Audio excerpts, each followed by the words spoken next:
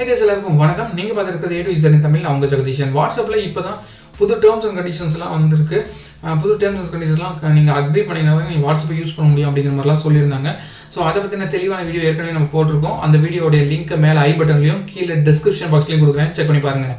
சரி, ஓகே. இந்த வீடியோவில் வாட்ஸ்அப்பில் வர இருக்கக்கூடிய இந்த 2021 வர இருக்கக்கூடிய 7 அட்வான்ஸ்டு ஃபீச்சர்ஸ் என்ன அப்படிங்கிறத பற்றி தான் உங்களுக்கு சொல்ல போகிறேன். அதுக்கு முன்னாடி நம்ம சேனல் இன்னும் சப்ஸ்கிரைப் பண்ணலாம். சப்ஸ்கிரைப் பண்ணிட்டு கூட ஒரு பெல் ஐக்கனை ப்ரெஸ் பண்ணிக்கோங்க. வாங்க வீடியோக்குள்ளே போகலாம். முதல் விஷயம் அப்படின்னு பார்த்தோம்னா, வாட்ஸ்அப் வெப் யூஸ் பண்ணிட்டு இருப்பாங்க நிறைய பேர்.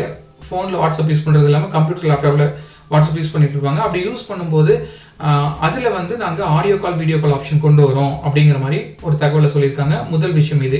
இரண்டாவது விஷயம் அப்படின்னு பார்த்தோம்னா, இது நாள் வரைக்கும் வாட்ஸ்அப் ஒரு டிவைஸில் தான் யூஸ் பண்ண முடியும். வேறு டிவைஸில் லாகின் பண்ணோம் அப்படின்னா ஆட்டோமேட்டிக்காக இதில் ஆல்ரெடி இருக்கிற டிவைஸில் லாக் அவுட் ஆகிடும், புது டிவைஸில் தான் லாகின் ஆகும்.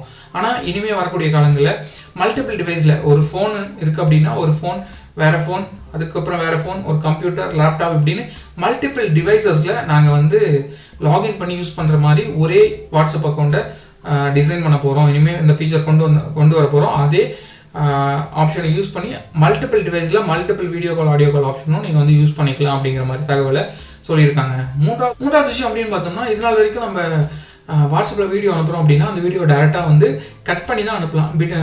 ஒரு 30 செகண்ட் வீடியோ அனுப்புகிறோன்னா அது 20 செகண்ட் கட் பண்ணலாம், இல்லை 25 செகண்ட் கட் பண்ணி தான் அனுப்ப முடியும். இனிமேல் வரக்கூடிய காலங்களில் அந்த வீடியோவில் இருக்கக்கூடிய ஆடியோவை மட்டும் மியூட் பண்ணி அனுப்பக்கூடிய ஆப்ஷனை கொண்டு வரும். வீடியோ மியூட் பண்ணிவிட்டு வெறும் வீடியோ மட்டும் போகும். இப்போ நம்ம ஒரு கிளிப்பிங் எடுக்கிறோம் அப்படின்னா எடுக்கிற வீடியோவில் ஆடியோவை மட்டும் கட் பண்ணிவிட்டு வீடியோவை மட்டும் சென்ட் பண்ணுற மாதிரி ஆப்ஷன் வந்து கொண்டு வரும் அப்படின்னு சொல்கிறாங்க. இது வந்து மூணாவது ஆப்ஷன். நாலாவது ஆப்ஷன் அப்படின்னு பார்த்தோம்னா, ரீட் லேட்டர் ஆப்ஷன் கொண்டு வரும் அப்படின்னு சொல்கிறாங்க. இப்போ நீங்கள் ஏதோ ஒரு பேராகிராஃப் மாதிரி வந்து ஒரு மெசேஜ், ஃபார்வர்ட் மெசேஜ் ஏதோ ஒன்று அனுப்பியிருக்காங்க, அதை வந்து இப்போ படிக்க முடியாதுப்பா டைம் இல்லை அப்படின்னா அதை வந்து ரீட் லேட்டர் ஆப்ஷனில் நீங்கள் சேர்த்து வச்சுக்கலாம். அப்படி சேர்த்து வைக்கும்போது ஆட்டோமேட்டிக்காக நீங்கள் எப்போ வேணுமோ அப்போ போய் அதை வந்து ஃப்ரீயாக இருக்கும்போது எடுத்து படிச்சுக்கலாம். இது வந்து 4வது ஆப்ஷனாக பார்க்கப்படுது. ஓகேப்பா, 4 ஆப்ஷன் முடிஞ்சுது. 5வது ஆப்ஷன் அப்படின்னு பார்த்தோம்னா, இப்போ வந்து ஆல்ரெடி வந்து குரூப் காலிங், குரூப் சேட்டிங் எல்லாமே வந்து வாட்ஸ்அப்பில் இருந்துட்டு இருக்கு. இப்போ வந்து ஒரு 4 நம்பர் ஆட் பண்ணி நம்ம ஒரு வீடியோ கால் குரூப்பில் வந்து ஆட் பண்ணுறோம் வீடியோ கால் பண்ணுறோம் அப்படின்னா, இப்போ 4 நம்பருக்கு வந்து 4 நம்பரில் 2 பேர் தான் கால் எடுத்தாங்க, 2 பேர் கால் எடுக்கல அப்படின்னா ஒன்றும் பண்ண முடியாது. அது மறுபடியும் கனெக்ட் பண்ணுறது கஷ்டம். ஆனால் இனி வரக்கூடிய காலங்களில் அந்த குரூப் காலிங் இப்போ வந்து நான் 4 பேருக்கு ஃபோன் பண்ணியிருக்கேன், 2 பேர் தான் வந்து எடுத்திருக்காங்க. மீதி 2 பேர் வந்து 5 நிமிஷம் கழிச்சு தான் வந்து அந்த கால் வந்திருக்கிறதா பார்க்குறாங்க. ஆனால் நான் கால் எடுத்த 2 பேர்கிட்ட பேசிகிட்டே தான் இருக்கேன் அப்படின்ற பட்சத்தில் அவங்க வந்து மறுபடியும் இதில் ஜாயின் பண்ணிக்க முடியும். புரியுதுல இந்த 5வது விஷயம் என்னன்ட்டு?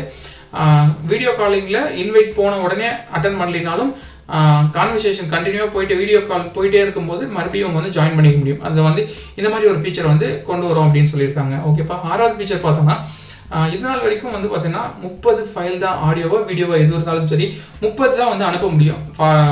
ஒரு நபருக்கு வந்து வாட்ஸ்அப்பில் இருந்து 30 இமேஜஸோ இல்லை 30 வீடியோஸோ தான் வந்து சென்ட் பண்ண முடியும், சேம் டைமில் செலக்ட் பண்ணி.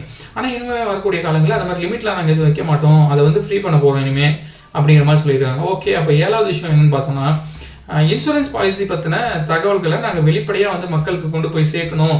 இந்த இன்சூரன்ஸ் சம்மந்தப்பட்ட விஷயங்களை தெளிவாக இனிமேல் கொண்டு வந்து சேர்க்க போகிறோம் மக்களுக்கு அப்படிங்கிற மாதிரி சொல்லியிருக்காங்க. ஸோ இதுக்காக வந்து SBI கிட்டையும் HDFC கிட்டையும் வந்து பேச்சுவார்த்தை நடத்திட்டு இருக்கிறதா வந்து இவங்க சொல்லியிருக்காங்க.